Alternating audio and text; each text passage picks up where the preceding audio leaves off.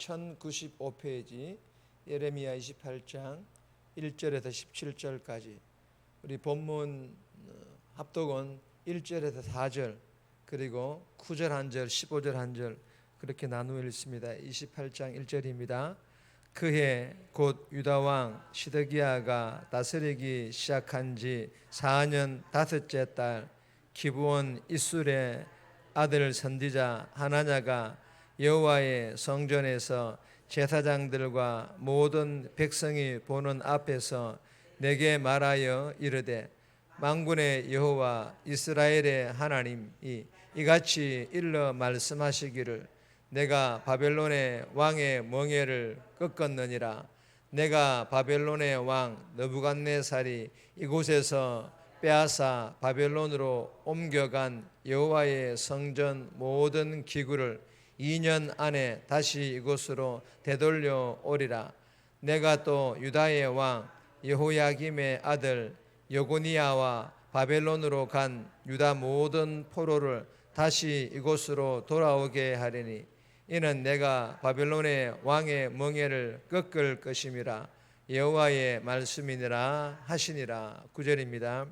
평화를 예언하는 선지자는 그 예언자의 말이 응한 후에야 그가 진실로 여호와께서 보내신 선지자로 인정받게 되리라. 15절입니다. 선지자 예레미야가 선지자 하나냐에게 이르되 하나냐여 들으라.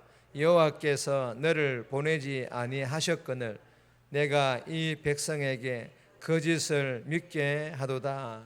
아멘. 오늘 본문의 제목은 하나냐의 거짓 예언. 하나냐의 거짓 예언. 오늘 본문은 예레미야가 바벨론에게 항복하도록 명령했지만 거짓 선지자 하나냐는 오늘 본문을 읽었던 것처럼 2년 안에 바벨론의 포로로 잡혀간 이들이 돌아오고 성물도 되찾게 될 것이라고 거짓 예언하는 그런 내용의 본문입니다. 오늘 이 본문을 통하여 우리에게 주는 첫 번째 교훈입니다. 분별하여 순종하라. 분별하여 순종해야 할 것을 우리에게 교훈합니다. 1절에서 4절, 10절에서 11절, 15절에서 17절까지인데 15절 말씀 보시면 선지자 예레미야가 선지자 하나냐에게 이르되 하나냐여 들으라. 여호와께서 너를 보내지 아니하셨거늘 내가 이 백성에게 거짓을 믿게 하는도다.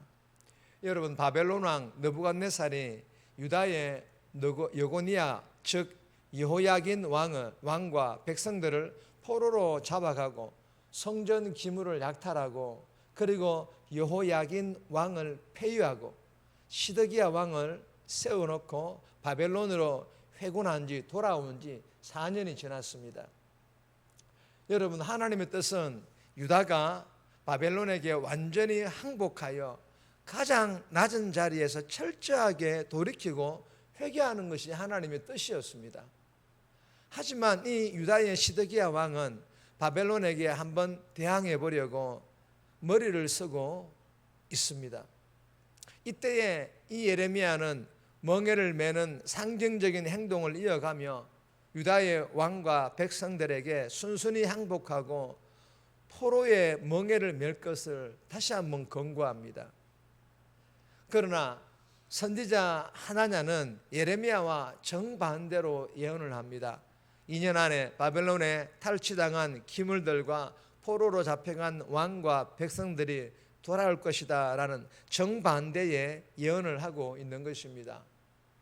여러분, 하나냐는 더 나아가 하나님이 바벨론의 멍에를 꺾었다라고 하나님이 자신에게 직접 말씀하셨다며 예레미야가 쓴 멍에를 벗겨서 부숴버리는 상징적인 행동들까지 서스럼없이 행하고 있습니다. 여러분, 한번 생각해 보세요. 유다 백성들의 입장에서는 시리에 빠진 마음에 누가 큰 위로를 주는 예언일까요? 멍에를 매라, 즉 항복하라, 바벨론을 섬기라는 부정적이고 비판적인 설교를 했던 예레미야보다 바벨론에 탈취당한 성전 기물들과 포로로 잡혀간 왕과 백성들이 돌아올 것이라는 하나냐의 예언이 그들에게는 통쾌한 말씀이지 않았겠습니까? 그러나 여러분, 그렇지 않습니다. 하나님께서는 하나냐를 보내신 적도 없고 하나냐에게 말씀을 맡기신 적도 없었습니다. 여러분, 하나냐는 대중들이 듣고 싶어하는 거짓말을 종교적인 언어와 권위로 포장하여서 진실인 것처럼 들리게 하는 거짓 선지자, 거짓 예언일 뿐입니다. 사랑하는 여러분, 오늘 이 본문이 긴 본문이지만 여러 가지의 내용들을 이야기하고 있지만 핵심은요, 조장하고 만들어낸 거짓 희망이 진실한 회개를 통한 참된 희망을 가로막을 수 있다는 것입니다. 그러면 하나님 말씀이 고통을 동반한 희망을 이야기할지라도, 고통을 동반한 희망을 이야기할지라도 아멘해야 하며, 아무리 희망만을 이야기할지라도 하나님 말씀이 아니면 듣지 말아야 한다는 것입니다. 그리고 분별의 능력이 있어야 할 것을 우리에게 교훈합니다. 이 새벽에 주신 교훈을 마음판에 잘 새겨서 날마다 말씀을 읽고 듣고 묵상함으로 분별의 능력을 소유할 수 있기를 주님의 이름으로 소망합니다. 그리하여서 이 새벽에 주신 말씀이 나를 불편하게 하는 말씀일지라도 아멘하며 순종하는 그런 복된 오늘 하루의 삶 살아갈 수 있기를 주님의 이름으로 축복합니다. 두 번째 주시는 교훈입니다. 성취 후에 드러난다. 성취 후에, 하나님께서 성취하신 후에 거짓인지 참인지 드러난다. 그런 교훈입니다. 5절에서 9절까지 11절에서 17절까지인데 9절 말씀 보시면 평화를 예언하는 선지자는 그 예언의 말이 응한 후에야 그가 진실로 여호와께서 보내신 선지자로 인정받게 되리라. 여러분, 오늘 6절 말씀에 보면요, 이렇게 기록되어 있습니다. 한번 띄워드린 거 읽읍시다. 선지자 예레미야가 말하니라. 아멘. 여호와는 이같이 하옵소서. 여러분, 여기에서 이 아멘은요, 비꼬는 말일 수 있지만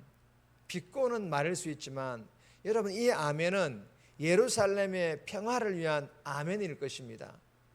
예레미야가 애타게 고대하는 바이자 선지자로서 가장 전하고 싶은 메시지일 것입니다. 여러분, 인간 예레미야도 자신의 목에 매여 있는 이 나무 멍에를 유다 백성들 앞에서 부숴버리고 회복을 선언하고 싶었을 것입니다. 하나냐처럼 말입니다. 그러나 예레미야는 참된 선지자이기에 내가 잘도 나무 멍에를 부셨지만 내가 내릴 멍에는 새 멍에, 더 이상 부숴버릴 수 없는 새로 만든 멍에다라는 하나님 말씀을 고지고대로 들은 말씀 그대로 전할 수밖에 없었습니다. 이 예레미야 선지자는 말입니다. 여러분, 그래서 참된 선지자는요, 백성들에게 거절과 핍박을 당하고 때로는 거짓 선지자 취급을 받기도 하는 것입니다. 예수님처럼 말입니다. 그러나 여러분, 본문에서는 참된 선지자와 거짓 선지자가 판별되는데 어떻게 판별됩니까? 사랑하는 여러분, 이것이 본문에 주시는 교훈입니다. 9절 말씀 보시면 그 예언의 말이 응한 후에야, 그 예언의 말이 응한 후에야. 여러분, 참된 선지자의 말, 그 예언이 응해지고 난 이후에 거짓 선지자의 그 거짓 예언이 아니라는 것이 드러나고 난 이후에, 그러니까 이 판결의 기준은 뭐라는 것입니까? 성취 여부라는 것입니다. 신명기 18장 21절에서 22절에도 동일한 내용을 기록을 하고 있습니다. 본문에서도 하나냐에게 심판이 임한 후에야 예레미야는 거짓 선지자의 오명을 벗길 수가 있었다라는 것입니다. 반면에 하나냐는 2년 안에 회복을 보기는커녕 금년에 죽어 거짓 선지자임이 드러날 것입니다. 17절 말씀해 보시면 이렇게 기록되어 있습니다. 다 같이 한번 읽겠습니다. 선지자 하나냐가 그해 7째 달에 죽었더라. 결국 죽습니다. 2년 안에 회복은커녕 본인이 죽어요. 지신교훈을 마음판에 잘 새겨서 이 말세의 때에 부족한 정도 환영받지 못하더라도 하나님의 말씀을, 하나님의 마음을 가감없이 제대로 전하는 종이 되기를 노력하겠습니다. 여러분들도 삶의 현장에서 하나님의 사랑과 복음을 제대로 흘러보내는 성도로서의 그런 빛과 소금의 역할들을 감당하는 그런 삶을 살아가기를 위하여 함께 노력할 수 있기를 주님의 이름으로 소망합니다. 그리하여 후에 저와 여러분들을 통하여 예수 믿게 된 그 영혼들을 보면서 감사하며 하나님께 칭찬 들을 수 있기를 주님의 이름으로 축복합니다. 정리합니다. 나에게 어떤 말씀을 주실지라도 그 말씀이 하나님 말씀이라는 것을 잘 분별하여 아멘하며 순종하는 삶 살아가게 해달라고. 이 말세의 때에 환영받지 못하더라도 하나님 말씀과 사랑과 복음을 제대로 전하는 자가 되어 나중에 예수 믿게 된 그 영혼들로 감사하며 하나님께 칭찬 듣는 그런 복된 삶 살아가게 해달라고 이 새벽에 기도하며 오늘 하루도 살아갈 수 있기를 주님의 이름으로 부탁드립니다.